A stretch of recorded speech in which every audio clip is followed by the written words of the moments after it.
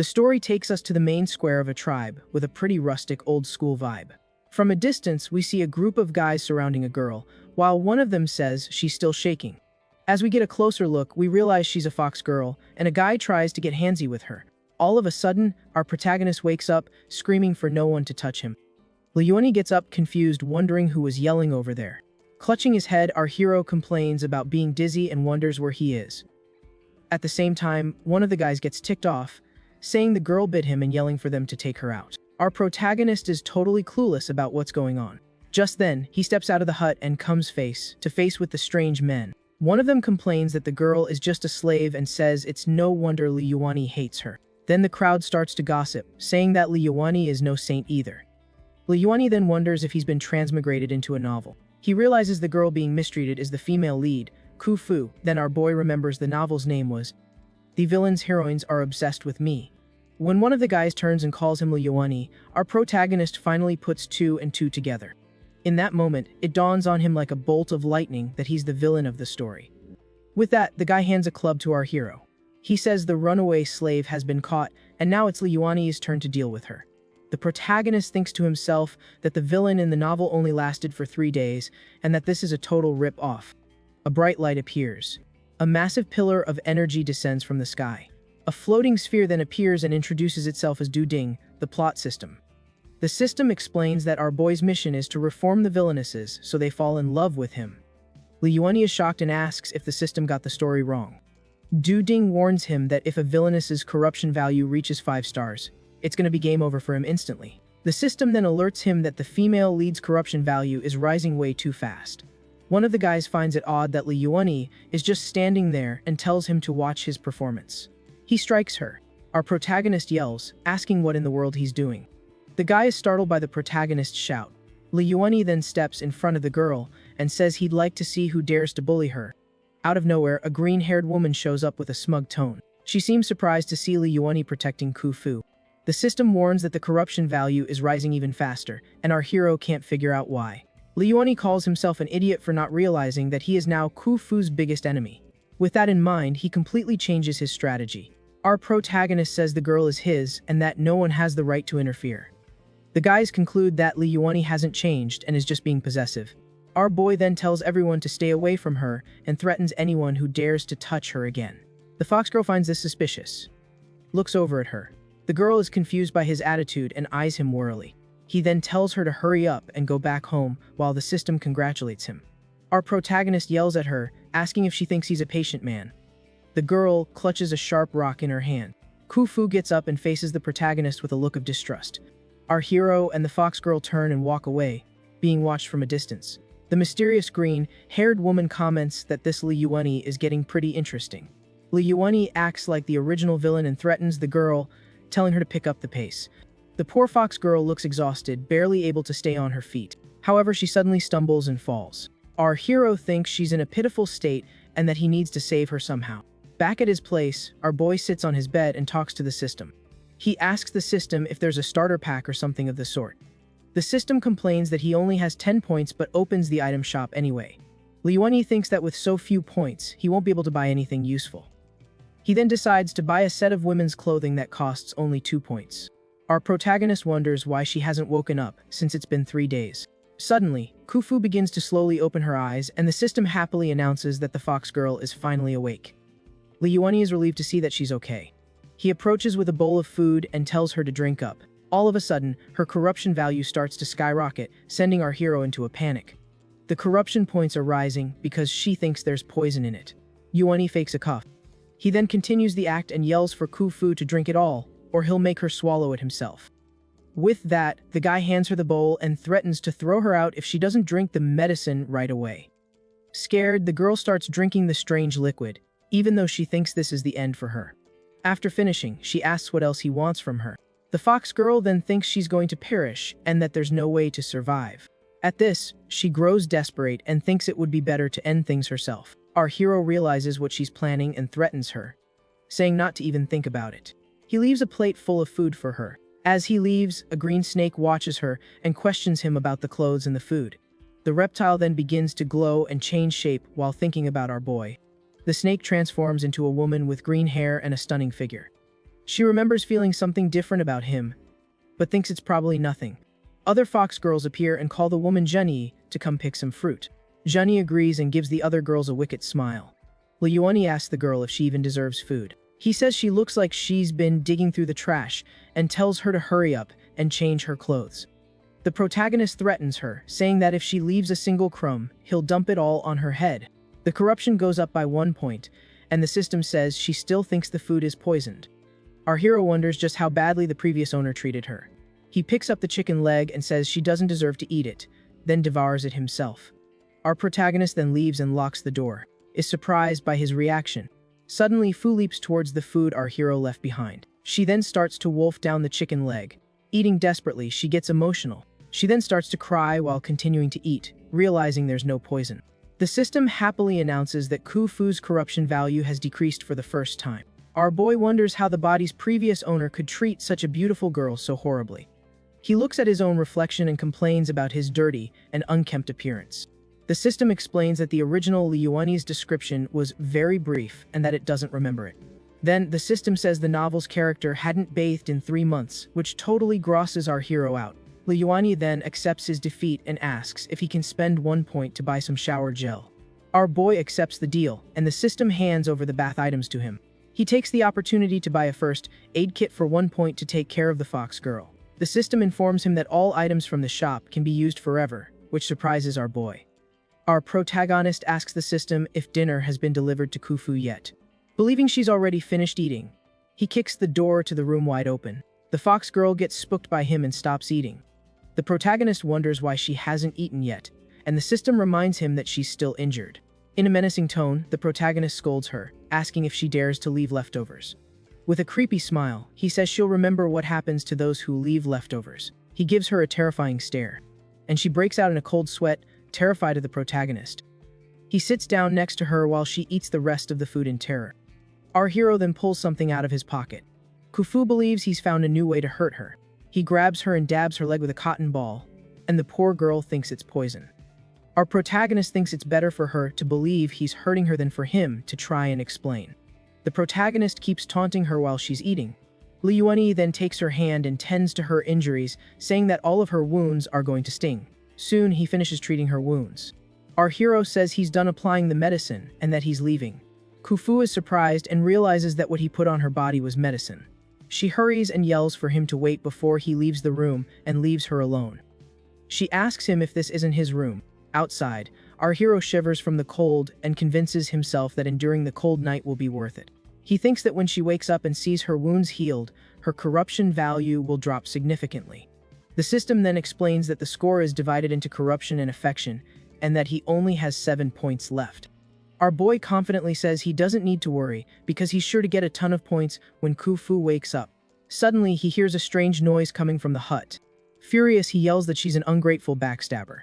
Liuani is angry that he didn't gain a single point even after helping the fox girl. Our hero gets lost in thought. He then complains about his own smell, and says the original owner of this body was a total slob. Our boy then compliments himself, saying that if he were clean and well-dressed, any woman would fall for him.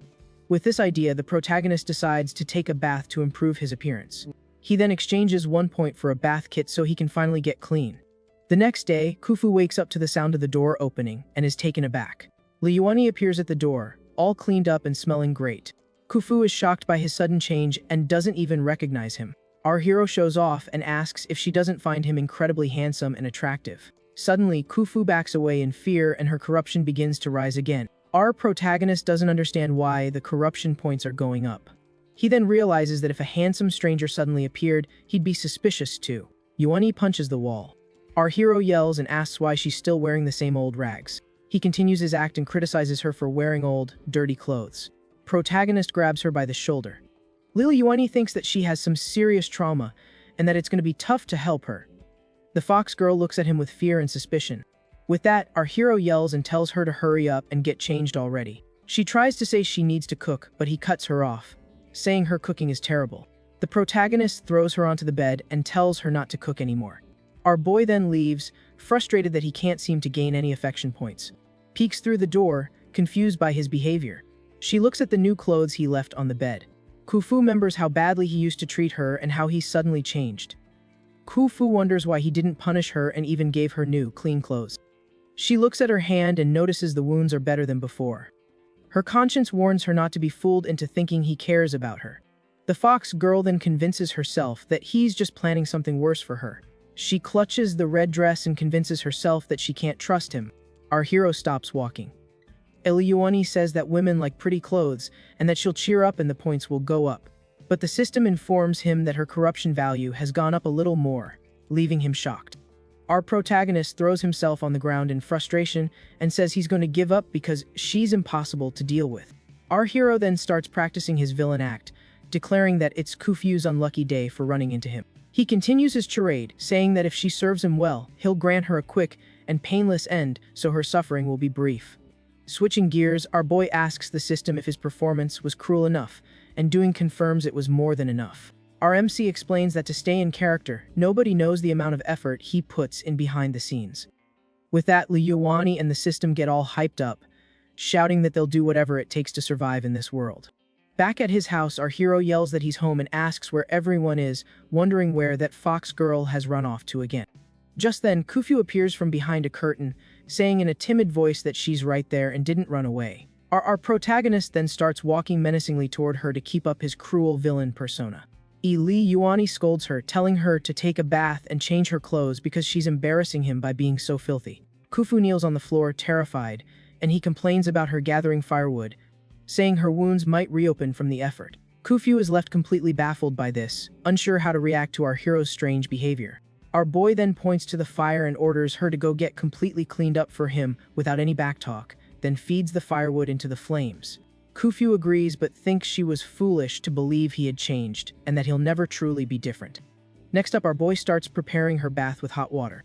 Then he tells her to hurry up and get in the bath. She gets embarrassed, but to stay in character, Liuani insults her, saying other girls are way prettier, which makes the system call him a weirdo.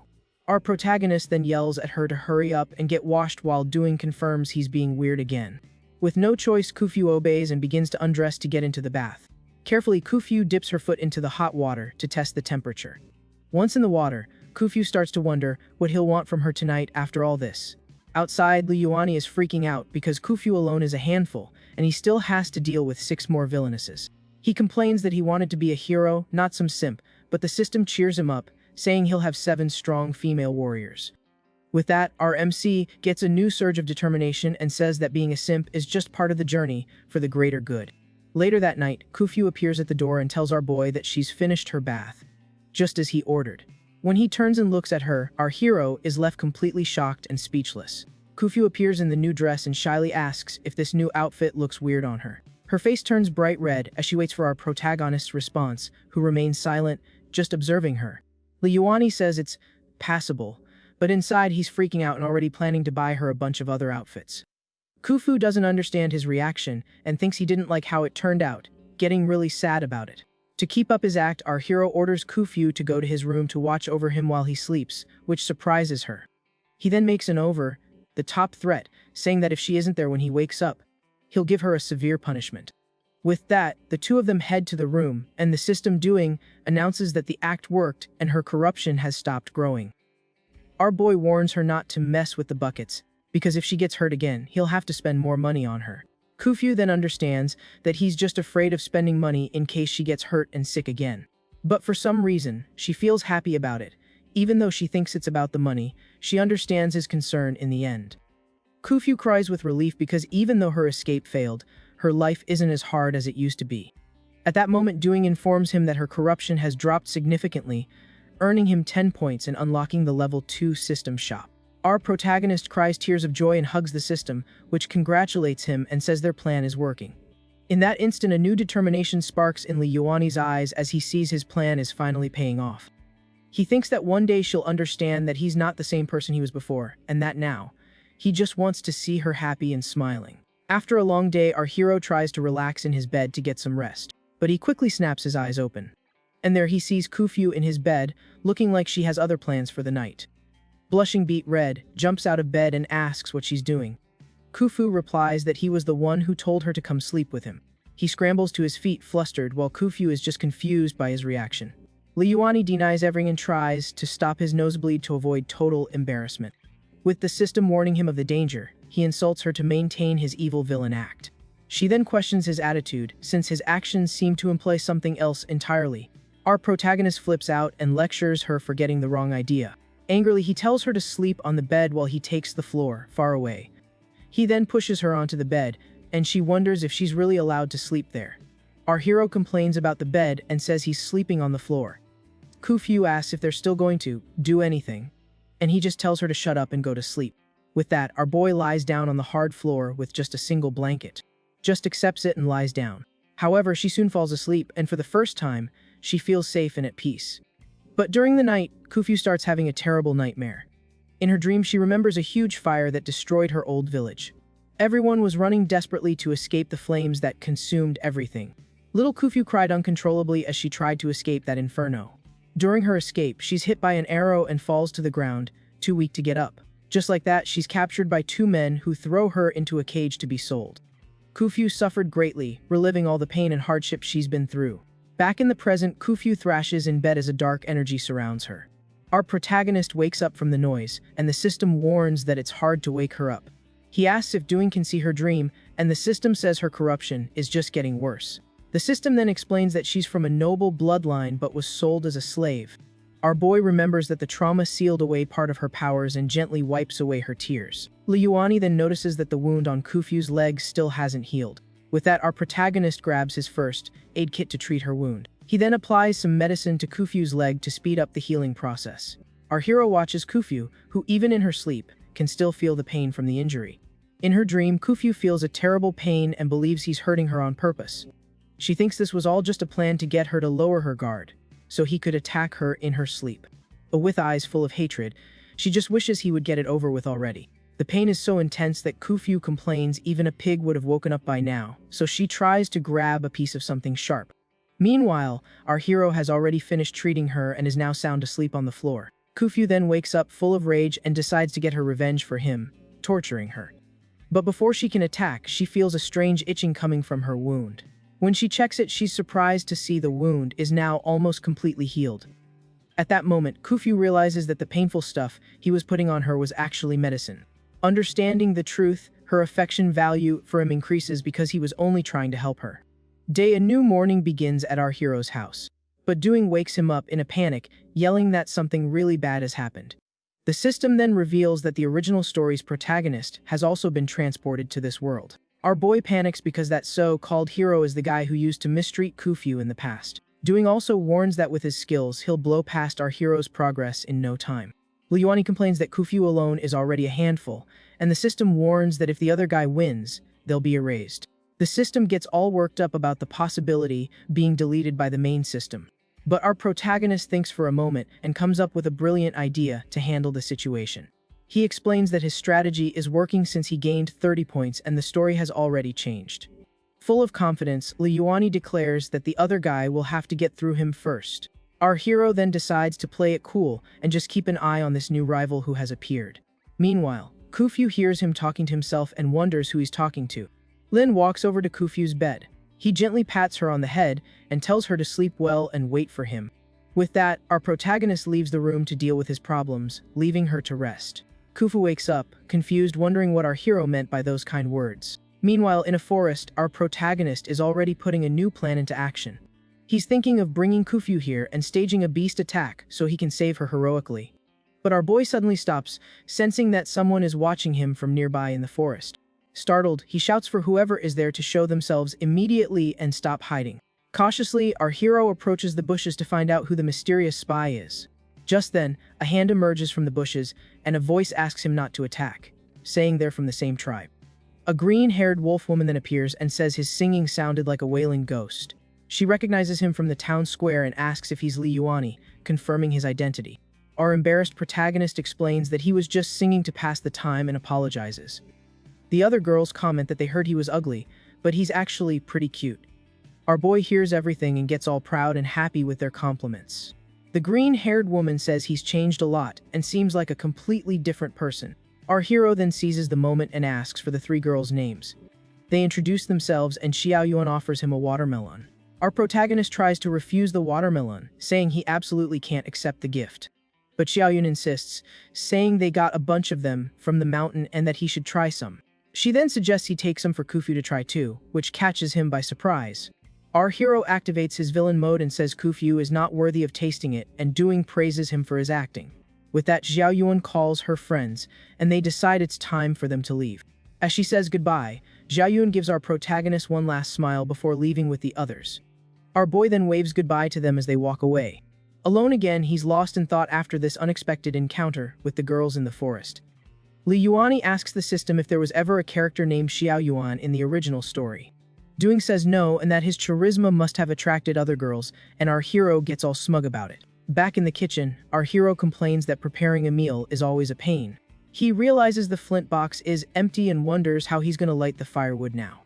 So Li Yuani asks Doing for help and wonders if he has a lighter he can borrow. The system grants his request, giving him a lighter in exchange for a single, measly system point. With a confident smirk, our protagonist gets ready to show off the great invention of the new era. Just then, Kufyu appears and asks if he's in the kitchen, which completely startles him. Trying to keep his cool, our hero confirms he's there while accidentally stepping on the lighter on the floor. But he quickly changes his tune and rudely asks what she wants. Kufyu timidly replies that she came to cook their meal. Li Yuani tells her to get cooking, that he's just practicing how to make a fire without any help. That he starts rubbing a stick against a piece of wood, trying to create a spark. Breaking into a cold sweat, he thinks that making a fire this way is super hard and hopes he doesn't embarrass himself in front of her. Seeing his struggle, Kufyu offers to help him and asks him to let her try. With a simple gesture, Kufyu uses her magic and creates a flame at her fingertips.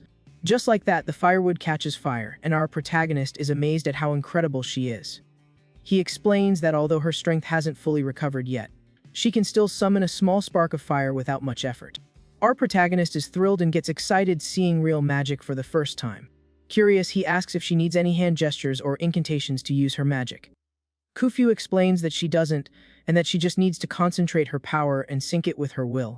Li Yuani is surprised and asks if she doesn't burn her fingers doing that. With a confused look, she simply replies that no, she never gets burned by the fire. Our hero then fires off a ton of questions about how to learn it and the costs of the skill. Kufyu is totally lost and doesn't understand a word he's saying because he's talking so fast. Suddenly, she starts blushing and begins to think our protagonist is kind of cute. But she quickly scolds herself for thinking that, remembering all the bad things he's done to her. Kufyu tries to remember how he used to treat her so she won't fall for his act. Meanwhile, our hero asks the system how to concentrate energy to use magic. Kufyu thinks that he's been acting differently, and the system offers to trade points for skills. She remembers he took care of her, and Li Yuani asks what skills he can buy now. Our hero complains that the ability to see just 10 seconds into the future is completely useless. Doing informs him that the skills can be upgraded. But our boy thinks it's too expensive and decides to put it off. In the meantime, Kufyu watches our protagonist and thinks that he's different now. With that, Kufyu continues cooking while thinking about his recent actions. She then realizes that he's quite handsome and smells nice, too. Our protagonist notices she's distracted and worries that her corruption might increase again. He quickly comes up with a brilliant idea to fix the situation and get her attention. So he grabs the watermelon he got earlier and shows it to Kufyu to distract her. Kufyu is surprised by the fruit and asks where he got that melon. He explains that he met a girl from the same tribe who gave him the fruit as a gift. Full of jealousy, she thinks that because he's handsome now, he just goes out and gets melons from other girls. Our hero says that women like fruit, and that she can have it since he doesn't like sweets. Angrily, Kufyu refuses the gift and says she doesn't want the watermelon at all. Keeping up his act, he asks if she really thinks she can refuse something he gives her and leaves the fruit on the table. Finally, he complains about the kitchen and leaves, telling her to prepare a decent meal for him. Outside, our hero asks the system if he was quick enough and if the situation is under control. But Doing warns that it detected a huge emotional fluctuation from Kufyu, but it's not corruption. Our protagonist is relieved by this while the system tries to figure out what this new emotion is. Meanwhile, Kufyu is dying of jealousy and complains that he accepts gifts from just anyone while glaring at the watermelon with a murderous look. Inside the house, our hero looks at the system screen with a grim face, not knowing what to do. Then he freaks out when he sees he only has 46 points and complains that there's no way he can improve like this. But Doing calms him down, saying that the 7 villainesses will show up soon, and then the points will come easily. Our protagonist gets excited about the idea and thinks that, if he wins them all over at once, the points will double. With that, our hero starts imagining all 7 corrupted girls and gets all giddy with the idea. But reality hits, and he remembers that Kufyu alone is a lot of work, and dealing with 7 would be insane. Then, in the tribe square, a man makes an announcement to all the locals. The elder explains that the men will go hunting while the women will harvest cotton under the watch of the warriors. Just then, our boy scans the crowd for Kufyu and quickly finds her among the other slaves. Kufyu doesn't look like she's in a very good mood. Li Yuani tries to get her attention and gives her a charming little wink to tease her. But to his surprise, Kufyu turns her head and completely ignores him, leaving him totally shocked by her attitude. Our hero can't believe it and complains that he just gave her a watermelon yesterday, and now this is how he's treated. Watching everyone leave, he wonders how much longer he'll have to keep pretending to be a big, bad villain. Finally, our protagonist complains that winning over women in real life is way harder than it is in the novels. 5 days pass and our hero waits in the square, demanding an explanation for Kufyu's disappearance. The tribe's elder tells him to go away and says he's already sent someone, but Li Yuani wants to know what they found out. The leader calls for the guards. One of the guards approaches, and the elder asks what happened to our hero's slave, who didn't come back. The man explains that Kufyu didn't get along with the others, so she was working alone in a corner. He continues, saying he heard from other slaves that she was taken by someone from the dark tribe. Furiously, Yuani grabs him by the collar and yells at him for not doing his job of protecting her. The guard defends himself, saying she's just a slave, and that if she's gone, our hero can just buy another one. Filled with rage, Li Yuani can't take it anymore and tries to punch the guard in the face, calling him useless for his incompetence. But the man manages to block the punch. The two of them then start wrestling on the ground while the crowd around them comments that without Kufyu, he'll be worthless and can't afford another slave. Then the two of them stop fighting. He then backs away and declares for everyone to hear that Kufyu was taken, not just eliminated. With a look full of determination, our protagonist swears that he will definitely rescue her. Then he turns and leaves while the others mock him for acting like a king over a mere slave. Back at his house, the system points out that even with the changes, the fact that Kufyu gets captured didn't change. Doing explains that if they rescue her before the original hero does, they'll have the advantage, and our boy agrees. Then we see the city gate, where another pair of reincarnated individuals are discussing their plans. The original protagonist asks his system about the other system he detected in this world. The hero's system, named Shuai Ding, replies that it can't locate the other enemy system at the moment. Shi Tianrui comments that Kufyu's master should have passed on but is still alive and wonders if he's the other user. His system calms him down, saying he's just an extra and that the main story still revolves around him. With a confident smile, the hero says he will rescue Kufyu and turn her into a gentle little lamb. The system agrees, saying that because Li Yuani mistreats her, he's indirectly helping him win her over. Meanwhile, our protagonist suddenly sneezes and wonders who's talking smack about him behind his back. Kufyu is now a prisoner of the Shadow Tribe, a cursed group that's been abandoned by everyone. These people are shunned by all other groups and forced to wander eternally in the dark. That said, one of the girls complains that she's starving while staring down the new prisoner. Meanwhile, Kufyu is still chained up with zero chance of escape. The hungry woman says she can't take it anymore and looks at Kufyu with a wicked little smile. Holding a knife, she gets closer, asking to just slice off a little piece of the young girl. But the leader of the pack stops her, telling her to chill out and endure the hunger for a little while longer. The purple-haired woman takes the knife and remarks that the prisoner they nabbed is actually quite beautiful. She then brings the blade to Kufyu's neck, who just stares back at her with a dead, serious look. The knife even touches the girl's skin, but she doesn't show a single ounce of fear. The leader says it would be a waste to use a knife on a body as delicate as hers. We see the sharp blade resting against her skin as she remains completely motionless. The woman leans in to smell Kufyu, saying she hasn't smelled a perfume that nice in many years. She seems to be reminded of her past. Right after that, the leader starts laughing like a classic villain. Even while being mistreated, she shows her unwavering resolve. The tribe's elder warns him that the Shadow Tribe always prowls around the city, and going out alone is just plain insane. But our hero couldn't care less and says he doesn't need help from the very warriors he just defeated himself. So the leader asks why he would risk so much for Kufyu, since he didn't even like her in the first place.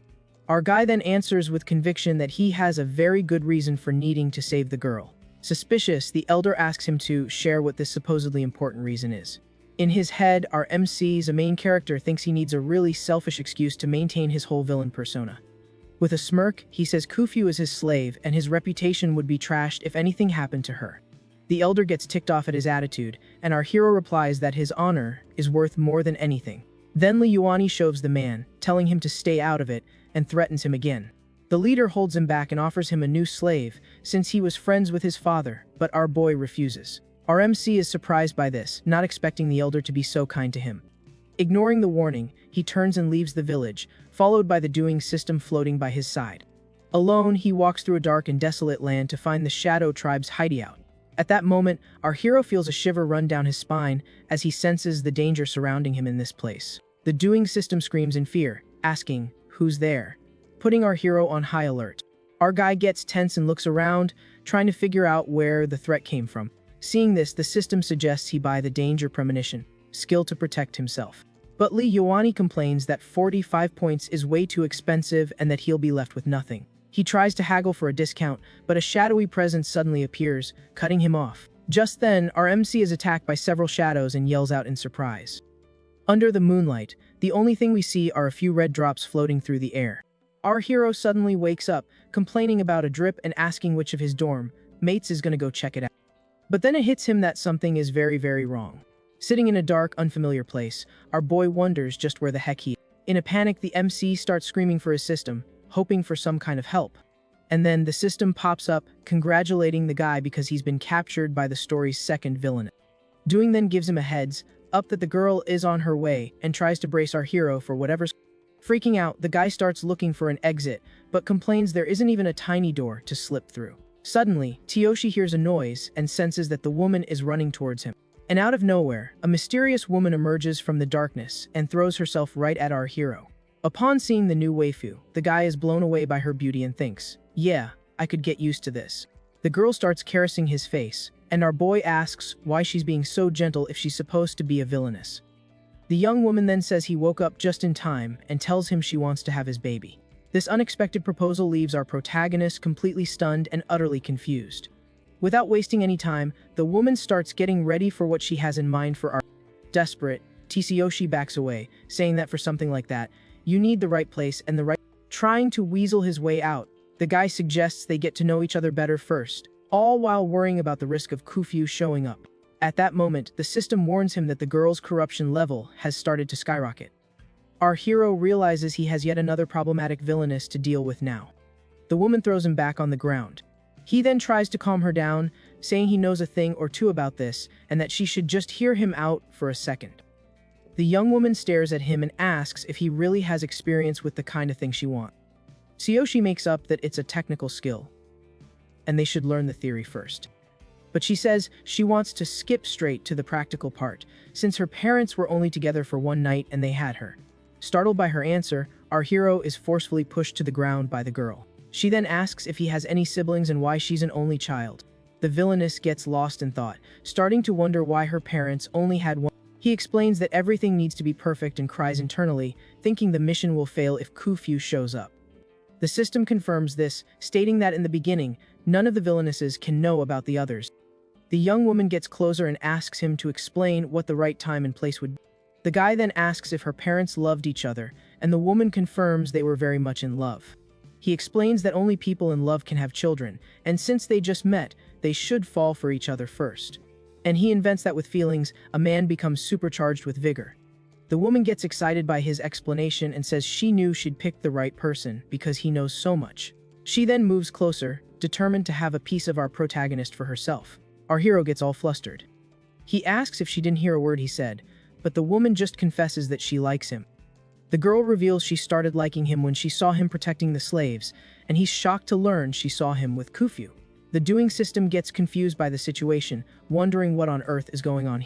She explains that it's okay if he likes her less, because she'll just like him twice as much, and it'll all balance out in the end. Suddenly, a dark reddish energy starts to radiate from the new waifu's body. This energy traps the guy, who screams in fear, asking what the girl is doing to him. The woman then starts preparing for action, showing she has other plans. With a mischievous grin, she says they'll do what he said and tells him to start teaching her already. The woman lunges at him and gets ready to do what she wants with our hero. She's clearly enjoying this situation a whole lot. With that, the girl continues her advances on the completely immobilized guy. All embarrassed, he says it's not right for her to be so aggressive and asks if they can switch.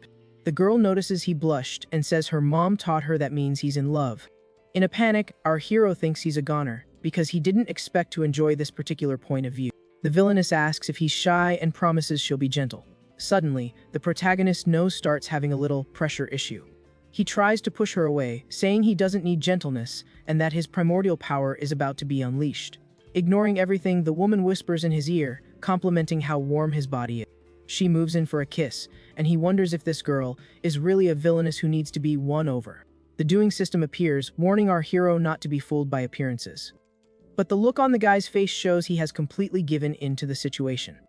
The woman then continues with her plan to get what she so desperately wants from our hero. She explains that her mother taught her the best moment is in the heat of passion, and says she's sure she'll be able to complete her objective tonight. Our hero gets all red, thinking that she actually knows way more about this subject than he does. She challenges him, saying if he's a real man, he'll last longer than 30 seconds, and a countdown begins. The woman then continues with her advances and teasing. In complete desperation, our protagonist feels like he's losing control of the situation. Unable to take it anymore, the guy decides to give in, saying he's about to do something illegal. With that, the two of them get down to business, and the unexpected happens. But the doing system warns him that if he has a child with her, she'll lock him up until the baby is born. On top of that, the system asks how he's supposed to complete his mission, which is like a splash of cold water for our hero. He pulls away and tries to explain that what is too rigid breaks easily, and that she'll have to take responsibility. The villainess is completely baffled by his words and doesn't understand a thing he just said. Doing says it knows it stinks not being able to do anything, but he needs to think about the consequences. The system reminds him that Khufu is waiting for him, and the guy finally snaps out of it, saying he'll think. The woman backs off a little and asks if she bit him too hard. Desperate, our hero wonders what he can do to stop her since she's so determined. Suddenly, our hero remembers something very important that could get him out of this jam.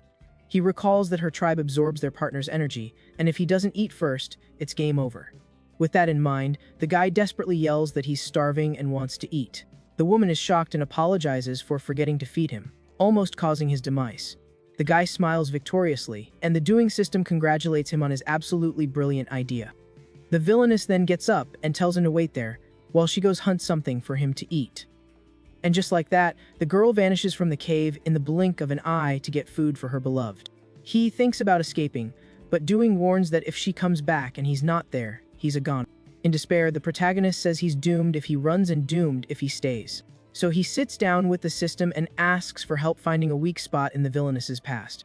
In the forest, the woman finds a massive tiger and immediately prepares for combat. The wild beast roars and lunges at the girl, but she isn't even fazed by the animal's attack. With a single punch, the young woman shows off her absurd strength and takes down the creature that attacked. She then breaks off a tree branch and says she has no time to waste and needs to get back quickly to feed the man she. The woman returns with the tiger and asks which part of the animal he'd prefer to eat. But suddenly, she notices something.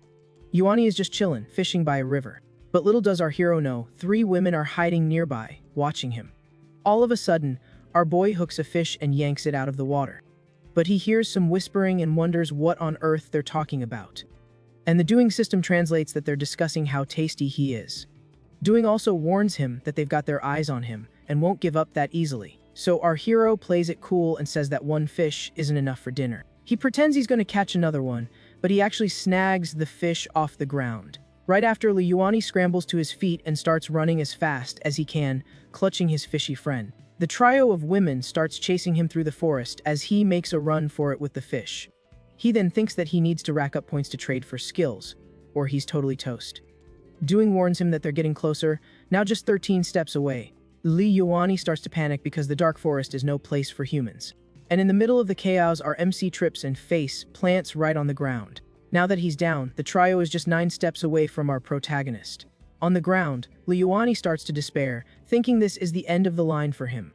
He tries to get up while Doing continues the countdown of their approaching steps. The distance closes rapidly to just 3 steps, leaving our hero terrified. Suddenly, he hears a slicing sound and wonders if the scythe got him. Our protagonist is so scared he doesn't even dare to look down to see what happened. Then, the doing system tells him to just turn his head and check out the situation. Very cautiously, our guy slowly turns his neck to see. And what he sees are the 3 women on the ground, but without their heads. But right after, a mysterious shadow appears behind the women's bodies. It's a woman with black hair and red eyes, and she asks why he left the cave. Doing alerts him that her emotions are a total mess, and she's gonna lose it in 3 seconds. The woman's hand starts dripping with the girl's blood as her claws become visible. She then says she has no other choice, and a countdown begins. But when it hits 2, our protagonist runs and gives her a hug. The woman is left completely speechless and surprised. The unexpected hug makes the girl blush deeply, her eyes sparkling. Our hero then thanks her for arriving in time to save him, and she asks why. Lee Yuani shows her the fish he caught and says it was especially for her. She gets all shy and asks if the fish is really for her. Our protagonist says he's a man and can't just live off of her. He should be the one taking care of her. The girl then realizes he wasn't running away, but was actually hunting for her, and he confirms it. She hugs him again and apologizes for misunderstanding, calling him the best man in the world. Back in the cave, she takes out a tiger and promises she'll protect our hero. Meanwhile, our guy sits at a table thinking that if he had run, he would have met the same fate as the tiger currently being carved up. The girl then offers him a piece of raw meat, but he's terrified and just wants to go home. With a trembling hand, our protagonist hesitates to take the piece of meat. She then tells him to eat up, because after dinner, they're going to mate. Lee Yuani breaks into a sweat and says there's no way he's eating raw meat. The woman gets furious because to her, not eating the meat means he doesn't want to mate. He then says he really wants to mate, but eating raw meat will make him sick and ruin the whole mood. The girl gets suspicious and asks if it's true that people from the wolf tribe don't eat raw meat. Our hero then swears that if she gives him some time to cook it, they will absolutely mate right after. He makes up a story that his tribe stopped eating raw meat and asks her to crush a rock. She seems to go along with the idea. So she starts shaping the rock into a pan while our guy brings over a bowl. Lee Yuani fills the stone pan with water from a waterfall inside the cave. Our protagonist then asks the system if the seasoning for cooked meat is any good, and doing shows him a packet of seasoning for cooked meat that costs 1 point. Meanwhile, the woman returns with a pile of firewood, looking very impatient. He asks for help to deal with the fish, but all she wants to know is when they're going to mate. Our hero then places the stone pan on top of other rocks to make a makeshift stove. The girl sits on the ground and asks again if it's ready yet. He replies that it's almost ready and assures her it'll be quick. RMC pulls a lighter out of thin air to start the fire, and he uses the lighter to ignite the firewood under the stone pan. Seeing the flame, the girl is completely shocked, her eyes wide. She then gets spooked and jumps back, scared of the fire that was just lit. Meanwhile, our hero is happily singing while stirring the pan with a leaf. But Doing tells him to stop singing and look at Deng Tingshuang, who has a sinister vibe going on. She's sitting there, trembling with fear and with a not-so-friendly look on her face. Our protagonist gets confused and starts sweating bullets, not understanding a thing. She then accuses him of doing all of this just to light a fire and finish her off. The smoke makes her cough, and she seems to be feeling really sick. It then dawns on our hero that she's actually afraid of fire. She thinks his excuse about not eating raw meat was all a lie. She accuses him of trying to take her out, and he thinks she's just imagined some big betrayal drama. Tingshuang gets up and walks toward him with a dark aura. But our protagonist grabs her hand firmly before she can do anything. He pulls her close and explains that the fire is the only way to cook the meat in the pan. With the fire lit in his explanation, she seems to calm down a bit. He then touches her face and adds that the cave is also brighter, so he can see her beautiful face. She wonders if he really doesn't want to get rid of her as they walk hand in hand. Our hero asks her to sit down and rest obediently if she doesn't like the fire. Liuani then grabs a few twigs that were nearby to use. He picks 2 and jokes that they're the prettiest ones to be the chopsticks. After a while, the fish stew in the stone pan is finally ready. Our protagonist then explains that she should start with the belly of the fish, but Tingshuang holds the chopsticks all crooked and looks confused. She tries to pick up the food but can't, only managing to poke at the sauce on the plate. Our guy then says that's not how you hold them and that he'll teach her. Her hand shows she has absolutely no practice with chopsticks. He hugs her from behind and guides her hand, showing her the correct finger position. Liuani helps her pick up a piece of fish and asks her to try it. She then brings the piece of fish to her mouth and tastes the food. Tingshuang finds it delicious, and he says that if she likes it, he'll make it for her more often. Doing then announces that Tingshuang's affection has gone up by 1/2 point, and he's earned 30 points. Our hero is thrilled, saying he's loaded now and asks to trade for a danger premonition skill. The system confirms the request and loads the danger premonition module for 45 points. Right after, our protagonist asks Doing to sing Tingshuang's information again. Doing complies, and our guy closes his eyes to receive the information about her past. He discovers she's a half-breed of the dark tribe and human, and was orphaned at a very young age. The poor girl cried a lot, calling for her parents after they were gone. Being a half-breed, she wasn't accepted by either side and nearly starved to the point of no return several times. This tough childhood made her eat anything she could find and act purely on survival instinct. That's why when she grew up, her greatest desire became reproduction, and she asks him why he's crying. Our protagonist is super moved and says her story is just so tragic. He wipes away his tears, but with a very determined look on his face. Li Yuani hugs her tightly and promises she'll never have to wander alone again. Ting Shuang accepts the hug and seems very happy and flustered by his gesture. And with that, her affection goes up by another point, and he gets a 60-point reward. Our MC then thinks this mission is a piece of cake while hugging Ting Shuang. Meanwhile, we see the tribe square at night. There, Kufyu is arguing with some men who say they've already sent people to look for Li Yuani. But with eyes red with anger, she accuses them of hurting her master on purpose. Suddenly, a stranger appears in the doorway of a house, watching the commotion. He thinks the whole story is wrong because he was supposed to save Kufyu, not have her return alone. Back in the cave, Ting Shuang is holding onto our hero's arms tightly. She climbs on top of him and reminds him of his promise to mate after eating. And with a love-struck look, she says she wants to have lots of children with him. Li Yuani then asks if she wants their children to suffer the same prejudice she did. His words hit her hard, and she stops to think about it. She then gets up and asks suspiciously how he knows about her past. Our hero explains that the dark tribe can't reproduce and concludes that she must be a half-breed. Ting Shuang then admits she knows about the world's prejudice and stands up. Finally, she says she's going to step out to cool down and that they won't be mating for now. Ting Shuang then leaves the cave to calm herself. Li Yuani breathes a sigh of relief for managing to stabilize her, but Doing pops up, furious, saying they have a major problem back home. Our hero asks what it is, and the system explains that Kufyu's corruption value is skyrocketing and about to hit the limit. He then panics, complaining about why Doing didn't warn him sooner, and tells it they need to go back immediately. Doing warns him it's too late to walk back and will teleport him instead, and our protagonist yells for it to be quick. However, the system gets a bit awkward and says the teleport function has a special requirement. And the requirement is 50 points, which makes Li Yuani furious, but Doing defends itself, saying it's a rule from the main system. Fuming, our protagonist grits his teeth and agrees to buy the teleport. Back at the tribe, our hero and the system finally arrive after a long journey. Doing announces their arrival while Li Yuani checks out the situation with a serious look. He then freaks out when he sees a huge crowd gathered in the main square. Wasting no time, Li Yuani runs toward everyone, shouting that he's back. There, he finds Kufyu holding a completely beat-up warrior by the collar.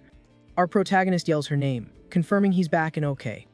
Kufyu is totally shocked to see him and ends up letting the man go. The system then informs him that her corruption value has decreased, leaving him confused. The angry bearded guy questions Li Yuani about his slave's rebellious behavior, but our hero confronts him, saying his warriors are weak and useless. He even throws it in the guy's face that the warriors were completely useless when he was taken. With that settled, he takes Kufyu's hand and says they should go home. The men just stand there while Kufyu looks at him, her face blushing. Their hands join together affectionately. Doing announces her affection has increased, and our boy earned 60 points. From a distance, the story's original protagonist watches and complains that our hero wasn't eliminated.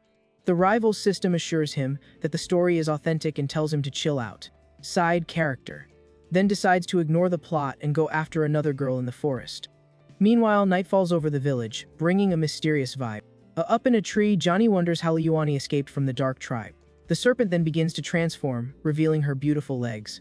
Janny can't understand how such a useless master pulled off such a feat. Back in the square, the bearded man furiously shouts that the kidnapping was a big fat lie.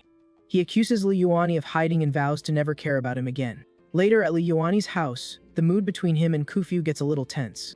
The two stare at each other in silence as Kufyu turns bright red. Sitting at the table, she wonders why our protagonist is staring at her like that.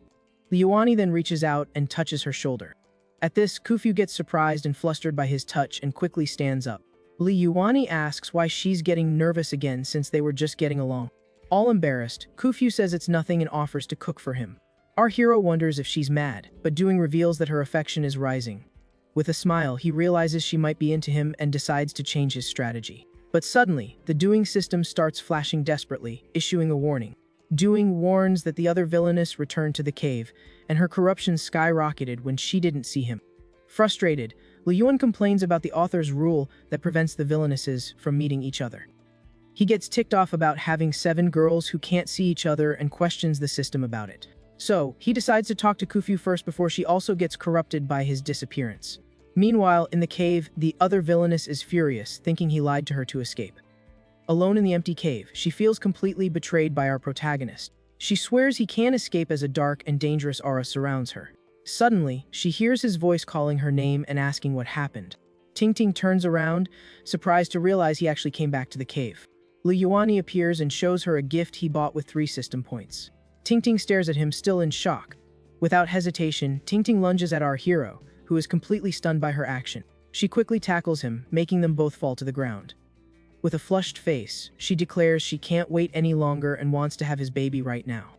With her face flushed, she declares that she just can't wait anymore. At that moment, Doing warns that our protagonist can't give in, because if she gets pregnant, he won't be able to escape. The system then gives him a yes or no option, but our hero refuses instantly. He then makes up an excuse, saying their races are different and that it's dangerous. Ting Ting gets confused and wonders how that could possibly be dangerous.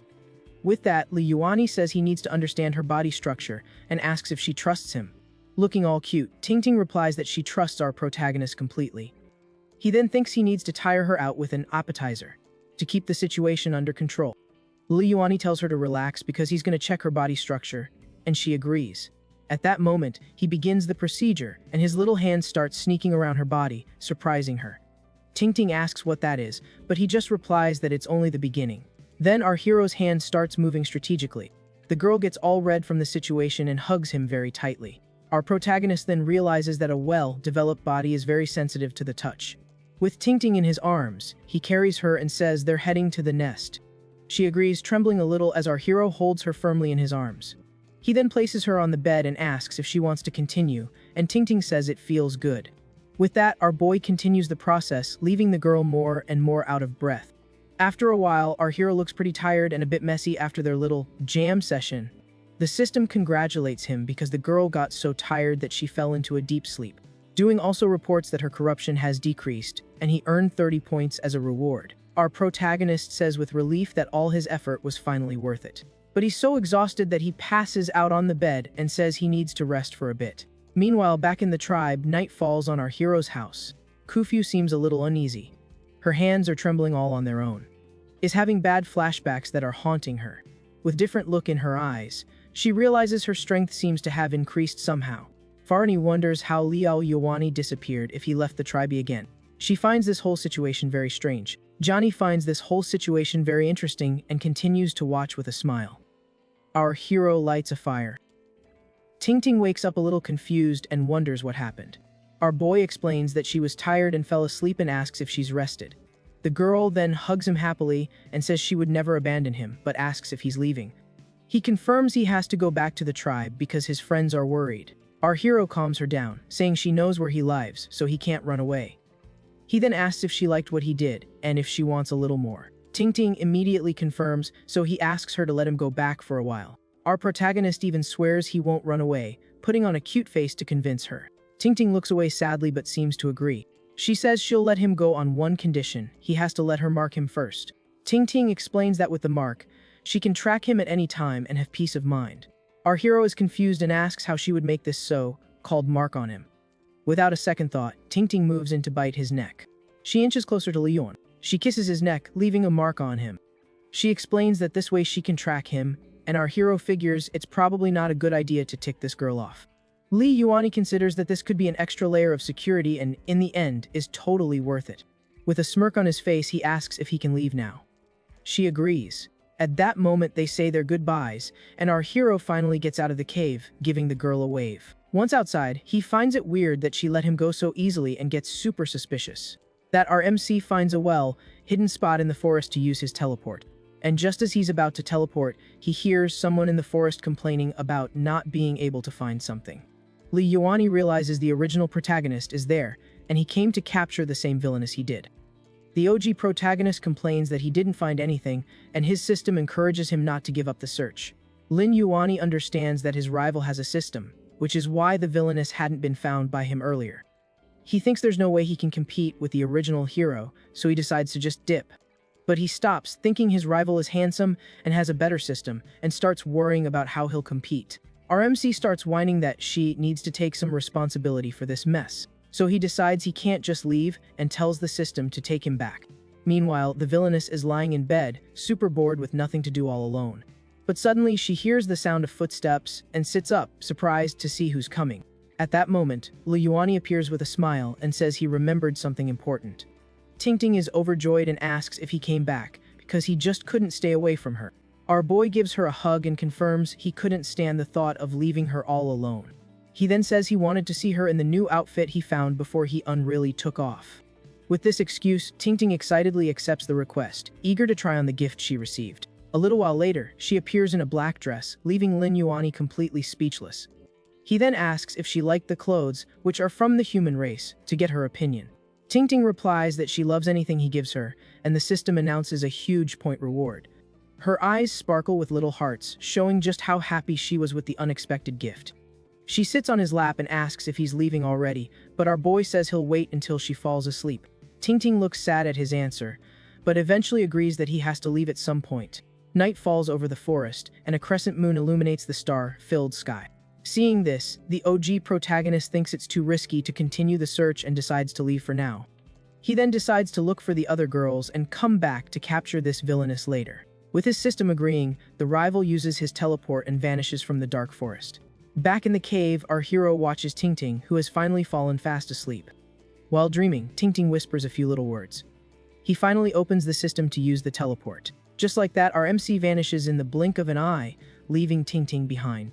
Liyuani reappears in front of his house. He looks around and sees that, luckily, no one saw him pop out of nowhere. But our hero notices that Kufyu is still awake since the light in the house is on. As he walks, Janny continues to watch him from a distance. Her curiosity about Liyuani just keeps growing stronger. She wonders to herself how he can use such advanced magic. Liyuani opens the door to his house and goes inside. Upon entering the house, our hero finds Kufyu sleeping on the floor in her fox form. And when she notices his presence, she quickly snaps back to her normal form. Liyuani asks why she's sleeping on the floor instead of the bed. She notices the fish and thinks that he only managed to catch 2 because he's still weak. Kufyu mentions that dinner is ready, but Liyuani stops her from serving it. In a serious tone, he insists she first answer why she was sleeping on the floor. With an awkward smile, Kufyu replies that she's just used to sleeping that way. Liyuani points out that he knows she prefers soft beds and that there's no point in lying to him.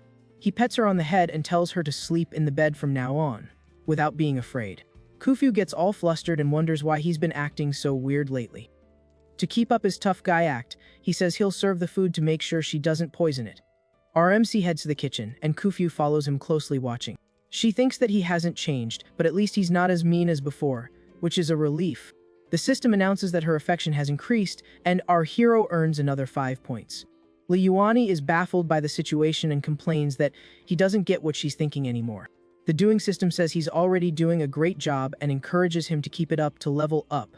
Liyuani is filled with confidence and feels ready for any challenge. To keep up the act, he serves the food and tells Kufyu to sit down and eat, or there'll be trouble. She obeys, and our hero says he hates it when someone goes hungry in his house. Kufyu just nods in agreement with his order while holding her chopsticks.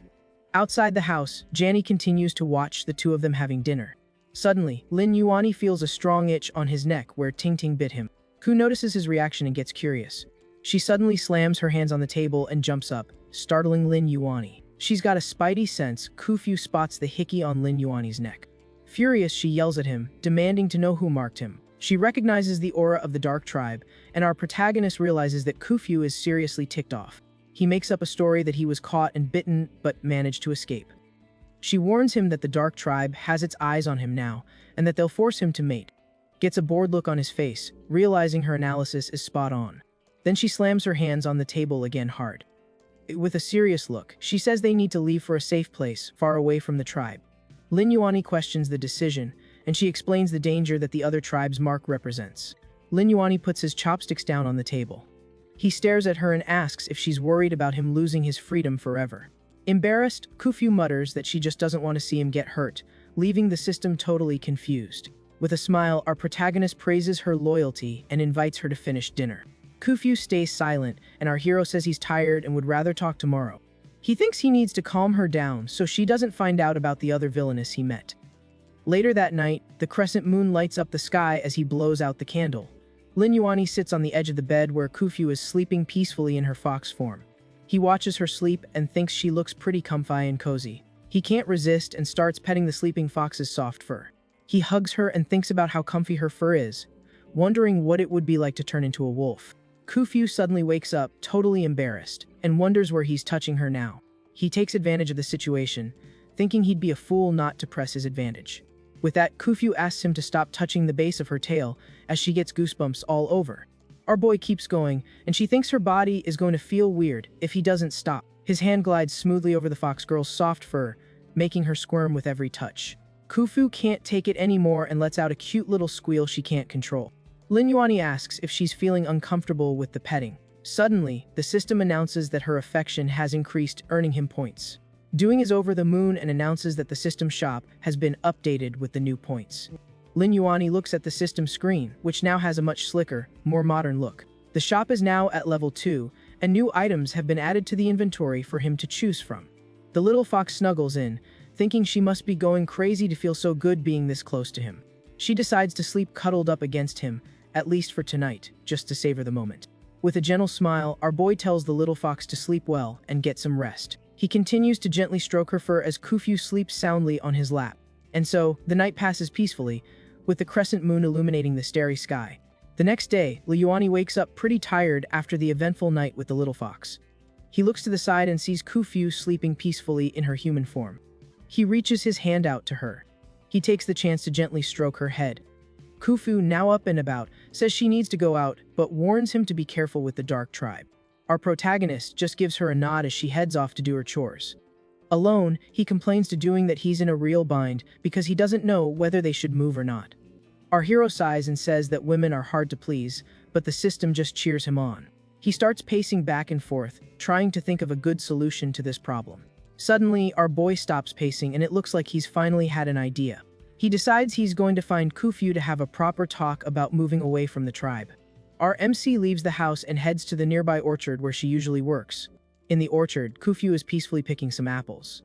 But the OG protagonist has also shown up. He's watching Kufyu from a distance, determined to win her over today. To do this, he uses his system to pick out a really nice outfit to try and impress her. The system confirms the purchase of the item, which will boost his charm for 1 hour. Kufyu continues picking apples in the orchard. Suddenly, the original protagonist of the story, but the fake one to us, appears and calls her name. He offers to carry the fruit for her, trying to look all nice and helpful. Kufyu is not impressed and thinks his face is so shiny it looks like he bathed in oil.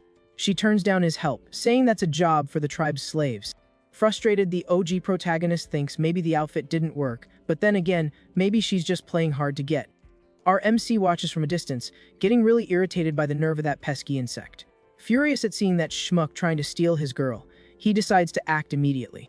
Our boy activates his manipulator mode to wreck his rival's plan in the orchard. Lin Yuani calls out to her in a super sweet voice, catching Kufyu's attention. Our hero walks over and says that since she has helped now, he's not needed anymore, pulling a little drama act. The boneheaded rival wonders what he's doing there and thinks Lin Yuani is no threat to him at all. Our protagonist turns to leave, but Kufyu grabs his sleeve and asks him to wait, totally falling for his drama. Doing announces that her affection has increased, and our hero gets a bonus of 5 more points. With a victorious smirk, our protagonist takes the fruit basket from her. He says he'll carry it, but in return, he wants a really delicious dinner. While the rival is left in the dust looking completely dumbfounded, Lin Yuani celebrates his quick victory over the pesky insect in his head. Totally lost, the rival can't figure out how he lost the girl so fast. Worried, Kufyu tells Lin Yuani to be careful with that rival from before. Even knowing she was a slave, he still wanted her. Our boy agrees with her analysis, and the two of them keep walking. Kufyu asks him not to act weird like he did in the orchard again. He asks what she means, and she explains that the other men in the tribe will look down on him for it. Our protagonist realizes she's talking about the manipulator mode he used. To tease her a little more, he gives her a light pat on the head. He gets closer and asks if she's not afraid of him anymore, and Kufyu is left speechless. Our hero says he doesn't care about the others, because he only wants to make up for what he owes her now. Kufyu gets all flustered and thinks that he's really changed and maybe isn't so bad after all. With this move, her affection level rises a bit more, showing he's completely won her over. Our protagonist looks at her and thinks that she's just a character from the book he read, but he realizes Kufyu is more than that and needs to be won over for real. But he shows his confidence with a little smirk. He tells her she looks beautiful when she smiles and that she should do it even when he's not around. Ku's eyes go wide and then she looks away, totally embarrassed. To break the mood, she tells him to come home to eat, looking as red as a tomato. On the way, he offers to cook for her, but Kufyu finds his behavior pretty suspicious. From a distance, the rival watches the two of them walking away together. He realizes our hero might be another transmigrator and has just become a real threat. His system warns him to act fast before Lin Yuani captures the villainess first. The rival then starts cooking up a plan, remembering that winter is coming to the tribe. His system asks what his plan is now that he has a new rival in his way. He remembers a character from the Dark Tribe who could be useful for his goal. The rival plans to use the girl to eliminate our boy and get the story back on track. This plan set, the pesky insect turns and leaves. Back at Lin Yuani's house, the table is set for dinner with a warm meal. Our hero offers the soup to Kufyu, but an energy blast suddenly tears through the room, causing chaos. He's startled by the sudden invasion. An attack zips right past Lin Yuani, who managed to dodge at the last second. His attacker is a mysterious woman wielding some kind of attack that looks like a chidori. Before he gets hit by the attack, Kufyu jumps in front of him. The slashing blow leaves a small wound on Kufyu's arm, sending her flying back. Lin Yuani catches her worried and realizes she got hurt because of him. She asks if this is the woman who marked him, but our hero immediately denies the accusation. The intruder says in a cold voice that he needs to be eliminated right away. She explains that she'll only be able to survive if our protagonist is taken out of her way. Then we get a flashback where the rival offers her the chance to be his slave if she eliminates Lin Yuani. He promises an identity and freedom for her tribe, but the woman is very suspicious of the offer. With a wicked grin, the rival asks why he would lie when he's asking her for a favor. Back in the present, she rushes to attack Lin Yuani again and finish her plan. Another of her powerful attacks hits Kufyu head on, and after the energy blast, she delivers a powerful kick to Kufyu. Janny hears the noise from the fight, gets worried, and goes to check it out. She senses the presence of the Dark Tribe and prepares an energy sphere to help in the fight. But our hero also springs into action, creating a golden ball of energy in his hand. The mysterious woman then turns around, surprised, as she feels Lin Yuani's immense power. With the powerful attack, he launches the villainess right out of his house. She's thrown badly injured, not understanding what just happened. In the blink of an eye, Lin Yuani closes the distance before she can even hit the ground. And he completes an attack combo, hitting the villainess again. The blow lands squarely in her stomach, slamming her to the ground. Hiding, Johnny feels a little awkward as she wonders how many more surprises our hero has up his sleeve. And when the dust settles, our resident badass does not have a happy look on his face, because they messed with his little fox. Yuani has his foot on the defeated villainess Tingting, while the fox girl Kufyu looks on, totally shocked by the scene. The fox girl Kufyu can't believe his strength and wonders how he can possibly fight on this level. Then our hero walks up to the fallen girl and asks, ice cold, who sent her. The villainess is still pinned to the ground, unable to move, as our guy presses his foot on her stomach. Just then, our MC's hand starts glowing with red energy, making his intentions crystal clear. With his hand engulfed in flames, he threatens the girl, who doesn't seem willing to open her mouth and say a word. Yuani warns her that if she won't talk, then there's no reason for him to keep her around. Little Kufyu looks at our hero, still trying to process the sheer power he just displayed in that fight. He then turns to the fox girl and asks if she was hurt anywhere else besides her hand. The fox girl seems confused and asks our hero just when he learned all these techniques. Our guy is at a loss for words, since he doesn't really have a good excuse for this sudden power up. The truth is, our main character used the Doing Systems shop to buy a powerful new cultivation method. He makes up a story about having some kind of epiphany when he was captured by the Shadow Tribe, and that's how he learned a few new tricks. After this little chat, our MC gets ready to leave the area with the fox girl. But Janny overheard everything and thinks it's impossible he learned all that from some so-called divine revelation. The green-haired woman, Janny, continues to watch from a distance, thinking about what just went down.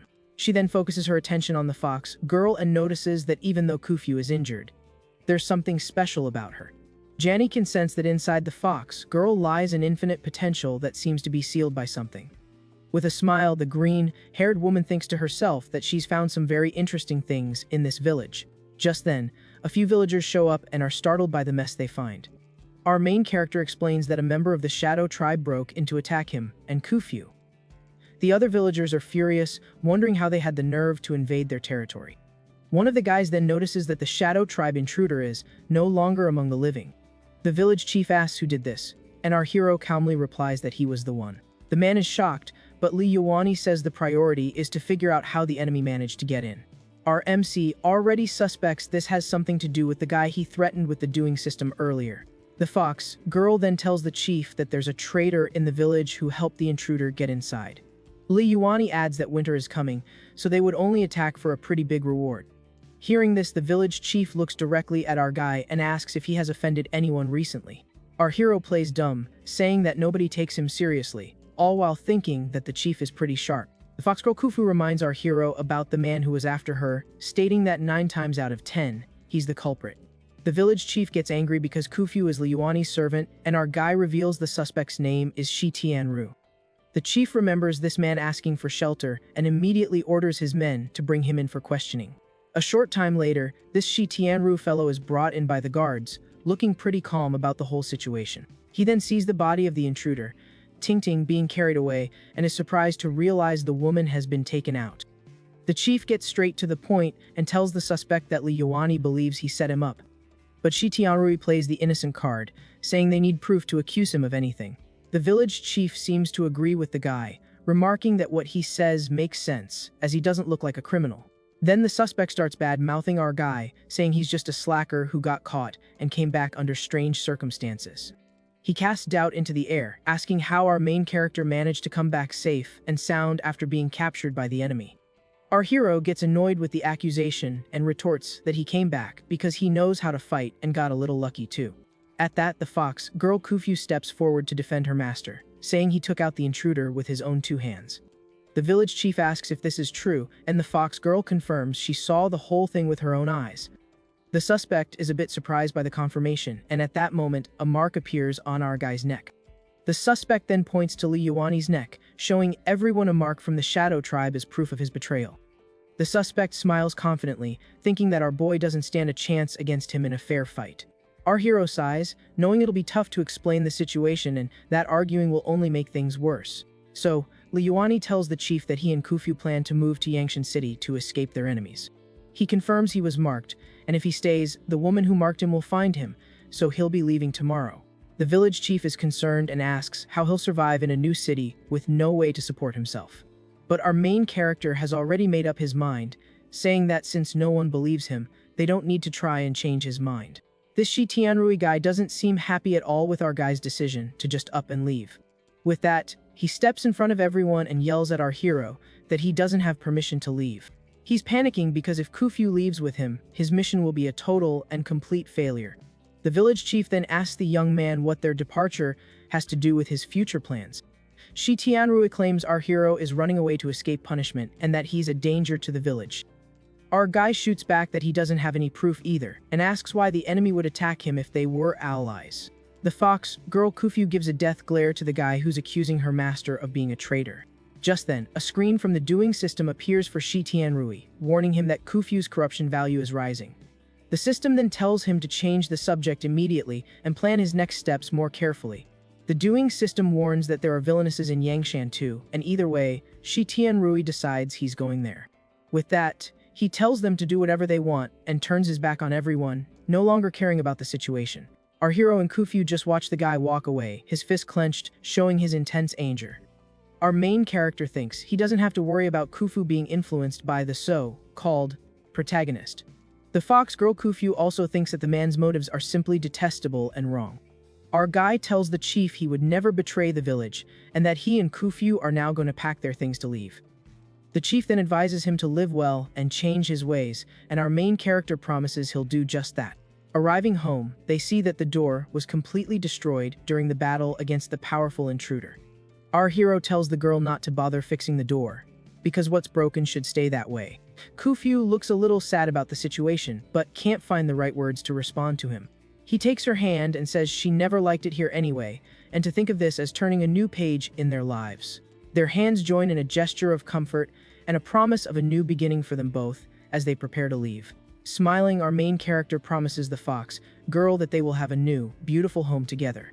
Surprised by the promise, Kufu repeats his words, still not believing what she just heard from him. He confirms our home as they walk away hand in hand to start their new journey. Already lying down, our main character tells Kufu to get to sleep since they'll be leaving bright and early the next morning. The fox girl then asks how they're supposed to sleep with the front door completely busted like that.